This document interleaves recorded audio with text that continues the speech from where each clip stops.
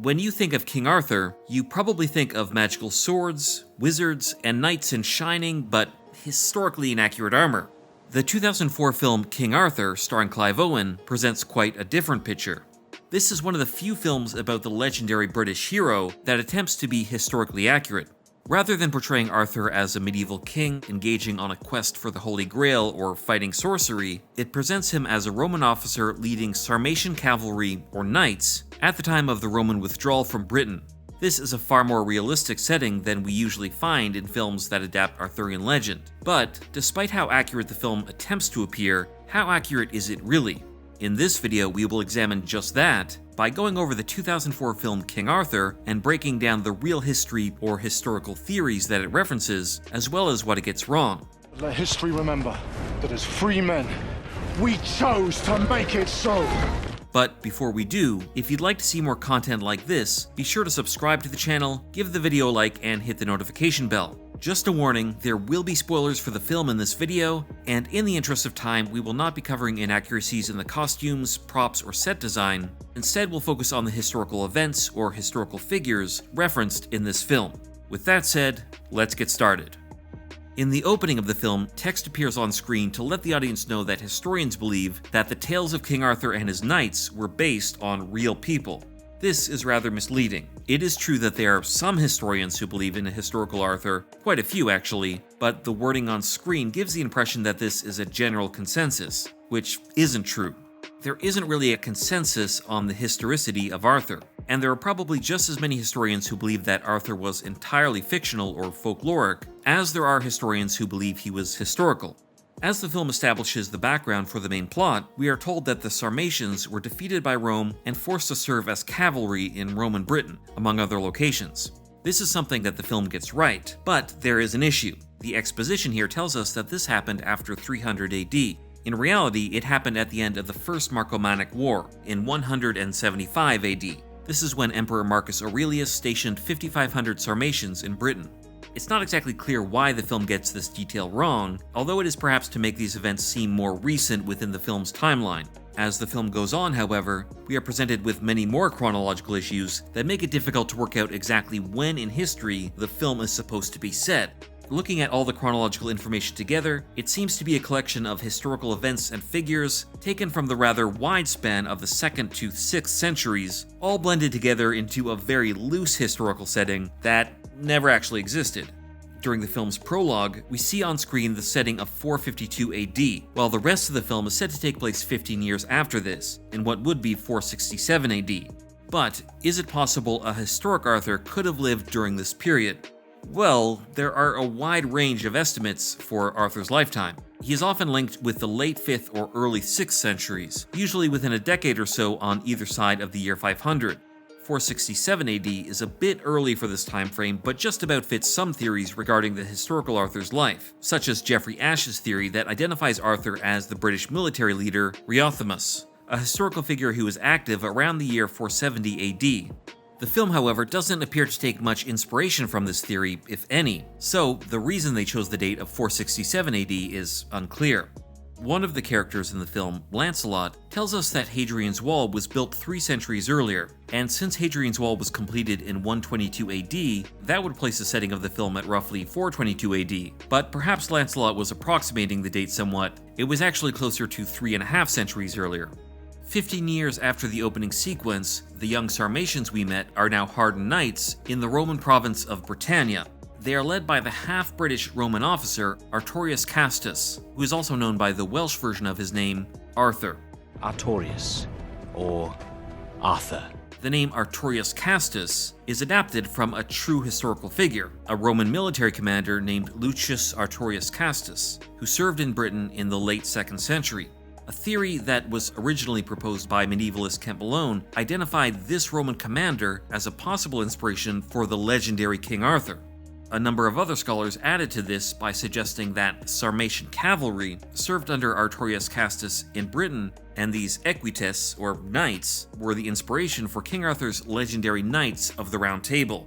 It is also suggested that the legend of King Arthur was propagated and passed down by the descendants of these Sarmatians who stayed in Britain after their service. However, I should note that other scholars have criticized these theories, as they place Arthur too far from the traditional period associated with him in the late 5th or early 6th centuries. Regardless, these theories clearly inspired aspects of this film, like Artorius Castus' name, as well as his Sarmatian knights, who, in the film, all take their names from knights of Arthurian legend. It might have been more historical to give the knights Sarmatian names like Ban, which also happens to be Lancelot's father's name in Arthurian legend. In the film's opening narration, it is also implied that the name Artorius is a title for the Sarmatian commander. Lancelot says, We made our way and reported to our Roman commander in Britain, ancestrally named for the first Artorius. However, it should be noted that Artorius is actually a family name which refers to the gens Artoria, a family with a long history in Rome. The film's plot really gets going after the arrival of a bishop who is sent by the Pope to speak with Arthur and his men. The bishop in question, Germanus, is a historical figure who really did travel to Britain around the year 429 AD to combat the influence of Pelagius, a British monk and theologian who, like Germanus, is also referenced in the film.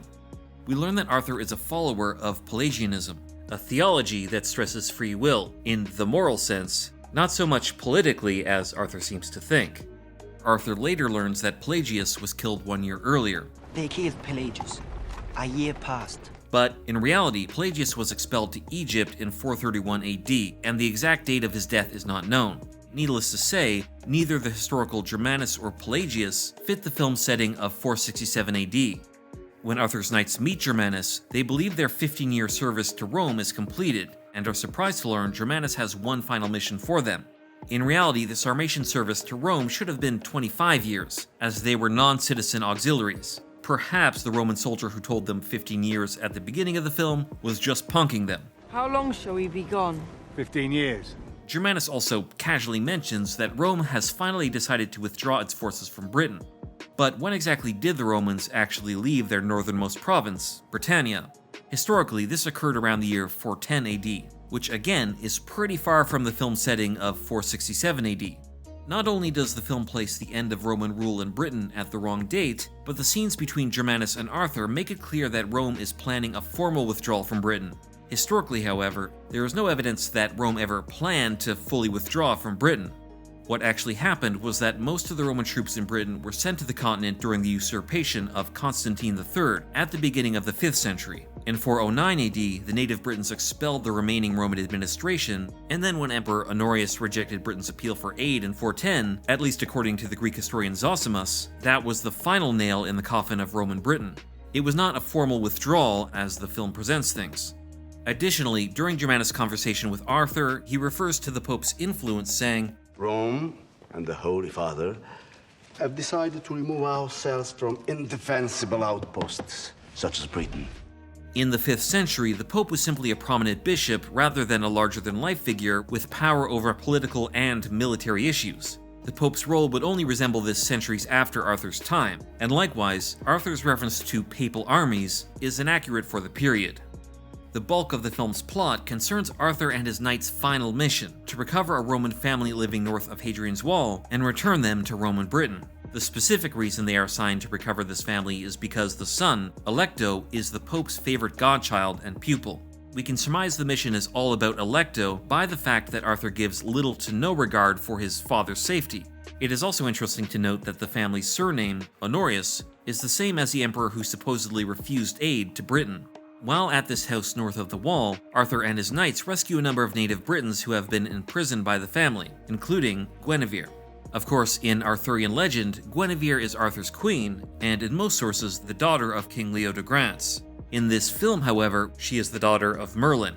Rather than the enchanter of legend, this Merlin is a leader of people at war with Roman Britain known as the Woads. The term Woads seems to be the film's way of saying Picts, as in actual history, the ancient people of Scotland called Picts are thought to have covered themselves with paint or tattoos made from blue woad dye. In fact, all Britons are thought to have done this centuries earlier, but given their location, these people are meant to be Picts. It is widely believed that the legendary character of Merlin is largely based on a bard, madman, and supposed seer of Welsh legend called Myrddin, or sometimes Myrddin Wilt, the Wild. Like Arthur, this figure may be historical, but it is not known for sure. To make things more confusing, there are also several traditions regarding Merthin that are often conflated. In one, he served the British king Vortigern as a prophet at Carmarthen in present-day Wales. In another, he served a northern king of the Britons at Arthurith, likely present-day Arthuret, near Hadrian's Wall in Cumbria. When this king was defeated, Merthin went mad and retreated into the Caledonian Forest in present-day southern Scotland. It's possible this Merthin, who roams the Caledonian Forest, influenced the Merlin we see in this film. However, unlike in the film, Merthin was definitely not a leader of Picts. According to a number of sources, the Picts, along with Gaels, did raid Britain around the end of the Roman era, as well as during other periods, but they had nothing to do with Merlin. So Rome is leaving. The Saxon is come. The world we have known and fought for is ended. Arthur, his knights, and the prisoners they rescued soon flee the Roman estate as they are being pursued by another important element of the story, the invading Saxon force. The invading Saxons and their leader, Cerdic, are based on actual history, but again, there are more than a few issues. Firstly, the Saxons did not begin their settlement of Britain with an outright invasion. By a number of accounts, the Saxons and their fellow Germanic tribes, the Angles and Jutes, were first invited to Britain to serve as mercenaries or so-called foederati after the Romans left and the Britons were struggling to defend themselves against the Picts and Gaels. This deal was supposedly negotiated by two Germanic brothers, Hengist and Horsa, who led the Saxons into service for the British king Vortigern. But it's difficult to say how much of that story is legend rather than fact. Regardless, the Saxons did not invade as we see in the film.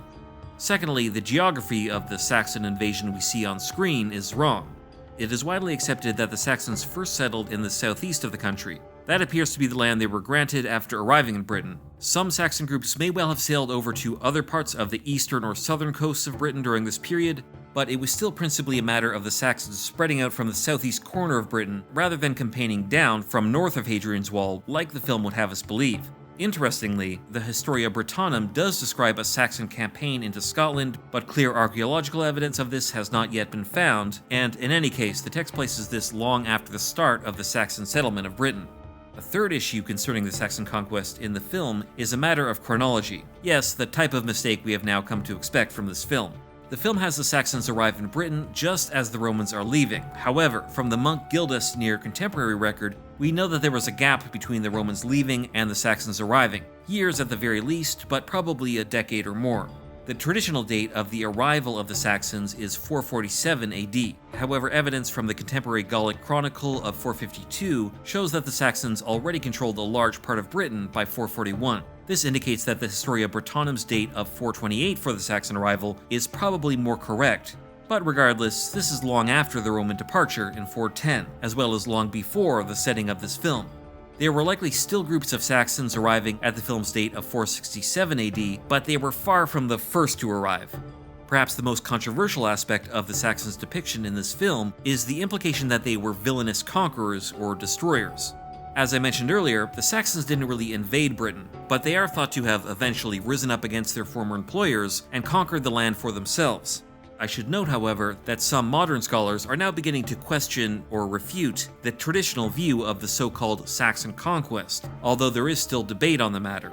The traditional narrative is supported by records like the Gallic Chronicle of 452 and that of Gildas, who even went so far as to portray the Saxons as a destructive scourge on the land.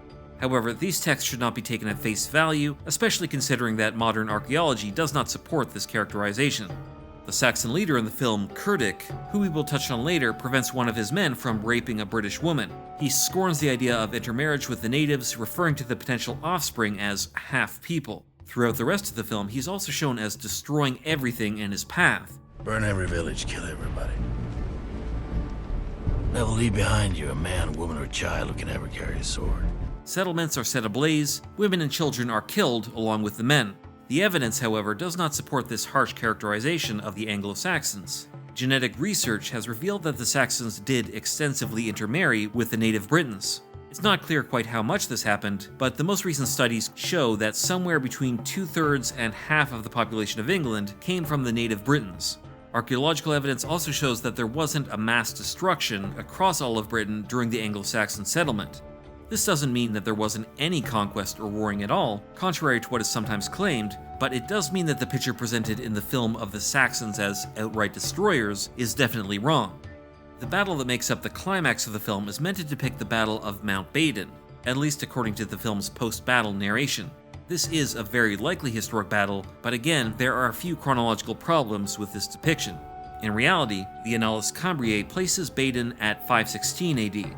It's also mentioned by Gildas, a 6th century writer, that the Battle of Badon occurred 43 years before the time he was writing, although this is debated by some scholars. Most scholars agree that Gildas was writing in the first half of the 6th century, with the Battle of Badon somewhere within a decade on either side of the year 500. The film also places the battle in the north of Britain by Hadrian's Wall, yet there is a general consensus that Badon was somewhere in the southwest of Britain. As well as being in the wrong end of the country, this battle is also presented as being both the first and last major battle between the Britons and the Saxons. Yet Gildas' near-contemporary description shows that it was actually the climax of numerous battles between two peoples, some of which the Britons lost and some of which they won. The real leader of the Britons at Badon is theorized by some scholars to be a Romano-British military commander named Ambrosius Aurelianus. Aurelianus is mentioned in numerous records, including Geoffrey of Monmouth's 12th century pseudo-historical Historia Regum Britanniae, or the History of the Kings of Britain. Geoffrey places Aurelianus as Arthur's uncle. However, some historians, like Frank Reno, believe Aurelianus has been conflated with or is the inspiration for King Arthur himself. This may also explain the inspiration for this film to portray Arthur as the victor at Badon. The leader of the Saxons in the film, Cerdic, was likely a historical leader of the Saxons in the 6th century known as Cerdic of Wessex, and he allegedly did have a son named Kinric, just like in the film. Aside from the chronological errors of placing him in the 5th century and having his son die at the same time as him, the choice to make him Arthur's enemy at Badon is actually somewhat plausible. The Saxon leader at Badon is also theorized to be Aella of Sussex, but Cerdic was active in the same general area in which Badon is usually placed by scholars, and the 12th century Historia Regum Britanniae calls Arthur's enemy Cheldric, which could be a corruption of Cerdic. This is not a very popular connection, mostly due to the fact that the Anglo-Saxon Chronicle places Cerdic's death almost 2 decades after the date of the Battle of Badon in the Annales Cambriae, but we should remember that both of these records were written centuries after the fact, so these dates can't be viewed as completely reliable. In other words, the seeming inaccuracy about Arthur's enemy in the film might actually be a surprisingly accurate detail after all. Before the battle, as well as throughout the film, Arthur and his knights chant the word Rus, which seems to be a rallying cry for them. But what exactly does it mean? Well, it is likely meant to be a reference to the origin of the Sarmatians, who arose from the Eurasian steppe in what is now Russia. The problem with this is that the Sarmatians were a northeastern Iranian-speaking culture with no connection to the later Rus people. The Rus left Scandinavia to form the Kievan Rus state in what is now Ukraine, Belarus, and Russia, and gave their name to the latter. However, they were not active in this area until around the 8th to 11th centuries. Again, this is pretty far from the setting of the film. In the final scene, Arthur and Guinevere are married by Merlin in a stone circle that looks a little like Stonehenge, except that it's by the sea and has these Celtic spirals. Arthur is made king of the Britons, and an alliance is formed between his people and the Picts. Sorry, I meant Woads. In reality, no such alliance was ever made between Romano-Britons and Picts. Not to mention the fact that I'm speaking English right now is pretty good evidence that Arthur didn't completely halt the supposed Anglo-Saxon scourge. Finally, we come to the end of the film. While we covered some major historical inaccuracies in this video, there are definitely more in this film. So please let us know what historical inaccuracies or references you noticed in King Arthur in the comments below. For me, this was an entertaining experiment that attempted to make a film based on theories regarding the historicity of King Arthur. Where it mostly failed is that it attempted to combine a number of theories on the historic Arthur, regardless of their conflicting dates or information. It might have been better for them to simply pick one theory on Arthur and try to be as historically accurate to that as possible. Either way, people still enjoy this film, so let us know if you do in the comments below. If you'd like to see more videos like this, be sure to give the video a like, subscribe, and hit the notification bell. Check out these other videos on the meaning of the 2021 film The Green Knight, and the best King Arthur on film. Also, stay tuned to this channel as we intend to release a video on the 1981 film Excalibur soon. Thanks for watching, and until next time.